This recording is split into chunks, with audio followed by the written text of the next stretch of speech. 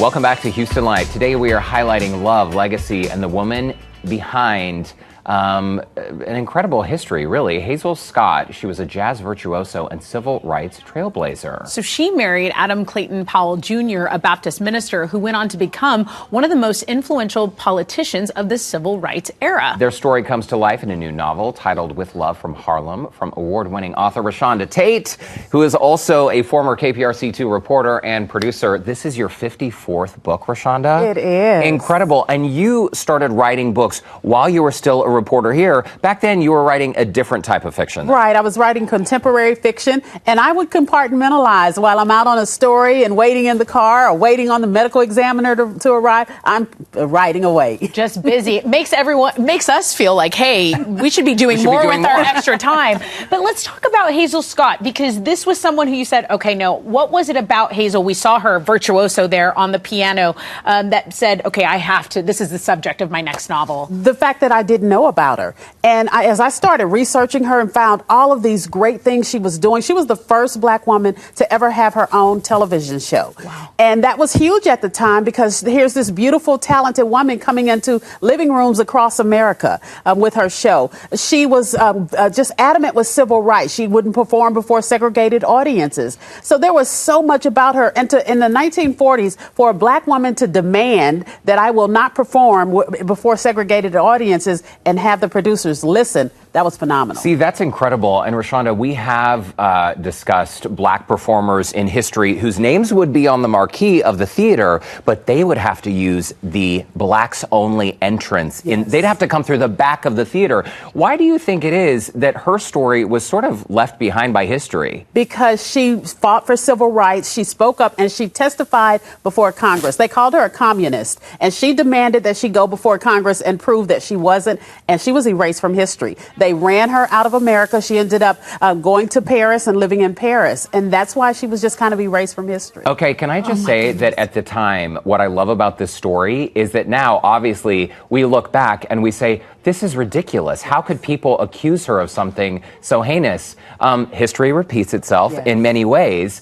And at the time, she had a very unpopular opinion. She was a trailblazer who people did not like. That was because she was very vocal, and she would demand all of these rights.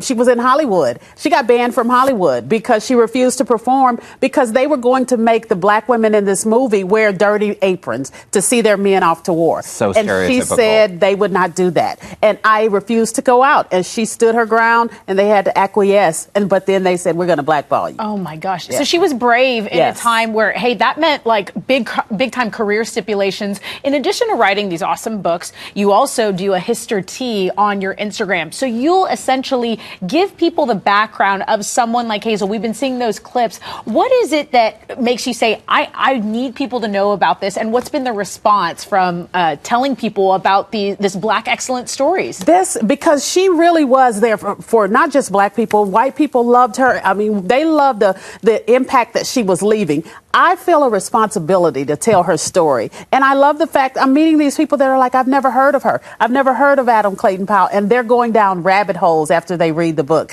And that tells me my work is done. There are people in the book like Billie Holiday, James Baldwin, Miles Davis. All of those were her friends. And I talk about them in the book. ReShonda, she went on to marry Adam Clayton Powell Jr. He was a powerful Baptist minister turned politician. In fact, some people credit him with being one of the most influential politicians of the civil rights era. So we call them today a black power couple, but at the time they weren't quite perceived that way. They were called the Black Camelot. They actually were the most popular couple at the time, black or white.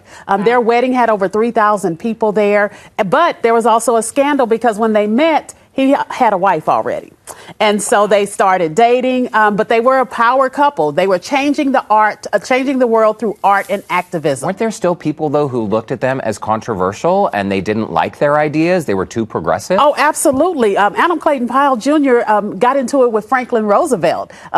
Franklin Roosevelt called him the N-word because he was so vocal in the newspaper. And Adam called the First Lady of America the last lady of America. So he he would speak whatever mind he had, and people did not like that. Wow. Okay, ReShonda, we are tight on time, but really quickly, people see the lights, the book, the accolades, but you spend so much time researching in the Library of Congress. Can you tell us quickly why it's so important before you go? Because that's where it's historical fiction, but it's rooted in all facts. So everything in the book, that's facts. And the fiction is filling in the blanks. So I like to educate and entertain, and that's what people get in the book. Well, you do it well. ReShonda Tate, her 54th book. Please come back and see us here at Houston Life. Thank you anytime. for having me. You always have a seat here in our Houston Life living room. If you would like to purchase your copy of With Love from Harlem and to connect with ReShonda, we have provided a link on our website, HoustonLife.tv. Just look for that scene on Houston Life section.